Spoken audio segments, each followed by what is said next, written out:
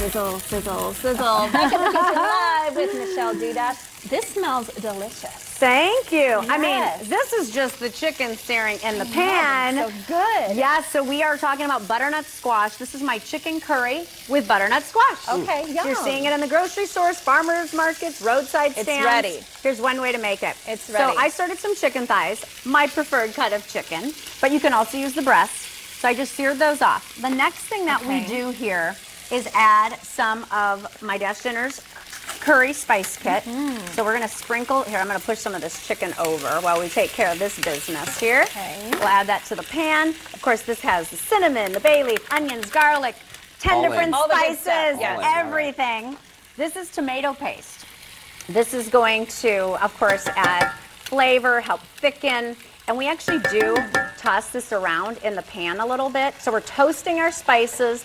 We're also caramelizing the tomato paste. And you kind of get the chicken stuff on the bottom of it kind of mixed in with it. Exactly. Delicious. That is exactly right, Amber. Yum, yum, And yum. I'm going to grab my wooden spoon here and keep that going. Okay, so the next step we take is our coconut milk. I'm using a whole can. We'll add that to the pan. You could use light if you prefer. This just gives it, of course, amazing taste and flavor. We add in our diced butternut squash. This is fresh. Is that one of your favorites, Jared? It is. It's easy to use. He loves squash. It's always around. Yum. And yeah, you mentioned you like this maybe it's a little less sweet than sweet potatoes. Yep, I'm not a fan of sweet potatoes at all, so this is what I use. Okay. And then I'm adding in a little bit of broth here just to kind of thin it out. So now what we do from here, I mean, we've done most of the work. Now we just simmer this off. And kind of let it do its thing. We simmer this. And then in about 15 minutes, the butternut squash is tender.